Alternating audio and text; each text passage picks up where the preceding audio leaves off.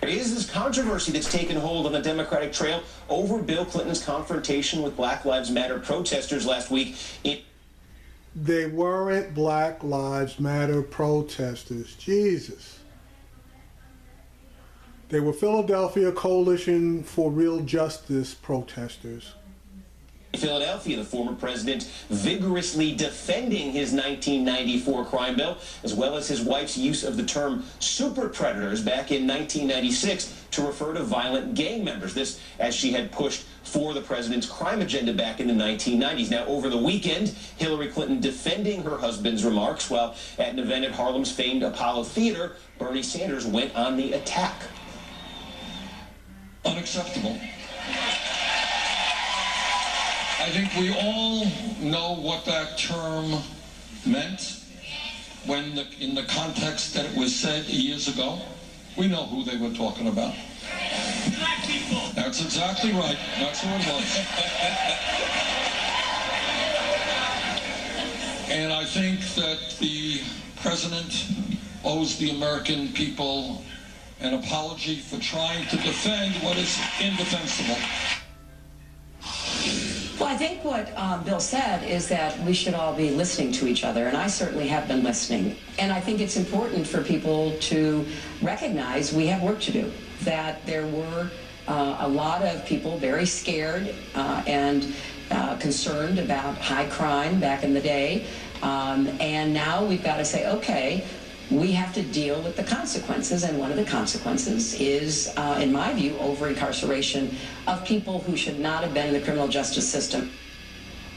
All right, our next guest has been deeply involved in New York politics for decades now through his National Action Network. Of course, we are talking about the one and only Reverend Al Sharpton, also the host of Politics Nation right here on MSNBC. Reverend, thank you for joining us. Thank you, Steve. I want to ask you about New York, but let's start on this controversy over Bill Clinton, over those comments last week. Bernie Sanders says Bill Clinton owes an apology for that. Do you agree with that? Well, I think that the way that President Clinton responded in terms of his kind of reprimand and lecturing was inappropriate. And I think he said, in retrospect, I don't know what he means by almost apologize. But what is... Some people say it's a classic Clintonian in between. But what I think we've got to be fair is both Senator Sanders and Hillary Clinton supported the crime bill. The irony of this is there is no division in what they did in '94. National Action Network and I were one of the groups saying, wait a minute, we want to see something done to crime, but this bill goes too far.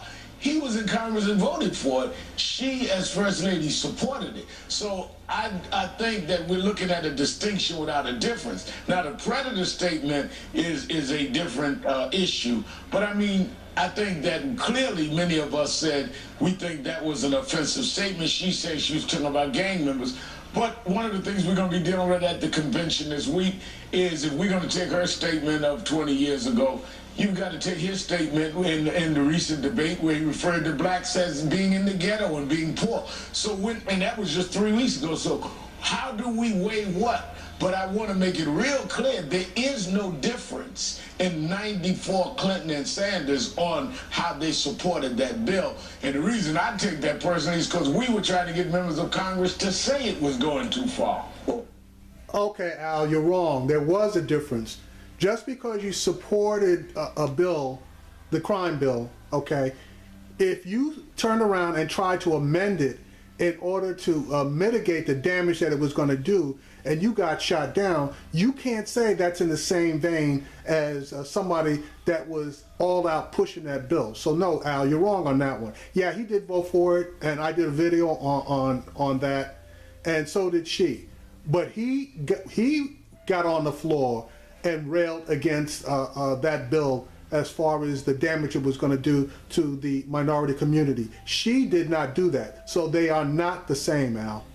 Bill Clinton, part of his response, too, it seems, that he's protective of his legacy. He understands that bill is always going to be part of his legacy. That law is always going to be part of his legacy. And it was wrong. Well, but he was saying last week when he starts getting into some statistics, he's saying, look, violent crime did go down significantly over the last 20 years. He's basically saying there were positive outcomes from this bill. Do you concede that? Well, there was some positive, and we said that in '94 because they had community policing in it. They had a lot lot of things in it that was good. We just felt that the bad could outweigh the good, and it did. It led to further mass incarceration. Didn't stop there, was already going there. I think the New York Times this one did an excellent article on that. So I think that our fears were that the bad would outweigh the good.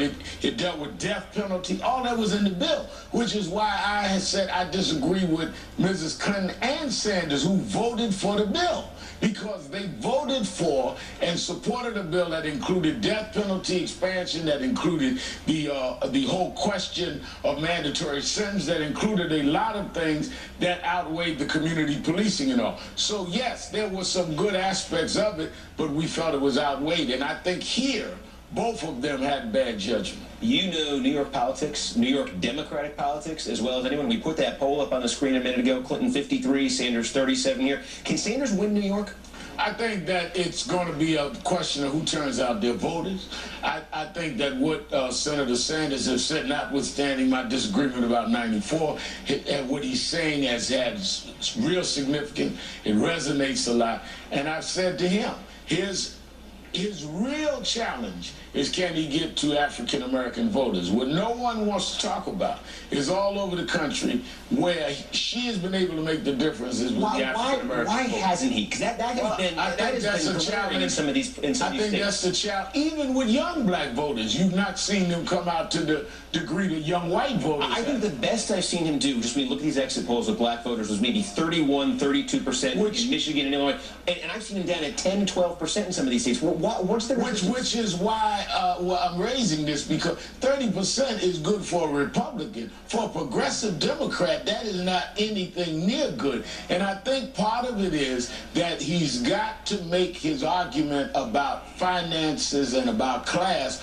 also factoring in race, because black middle class and white middle class is not the same thing. Black lower class and white lower class is not the same thing. And I think a lot of people, when they hear it in the black community, are saying, but Main Street doesn't include us either. And I think that he has missed that. If he was able to close that gap, he could not only win New York, he could win a lot of other places. But they almost seem to be in denial that they have the problem. You know, it's like they're telling themselves, we're doing all right among young blacks because they're doing better with young blacks than old blacks, but you're not doing well with the black community as a whole. That's delusional, and I think they need to have a reality check there. All right, Reverend Al Sharpton, thanks for stopping by. Appreciate it. All right, so Al got his 2 cents in, but again, like I said, a yes vote on that crime bill, every yes vote is not, though they count the same, the meaning and the reasons that they took those votes definitely was not the same.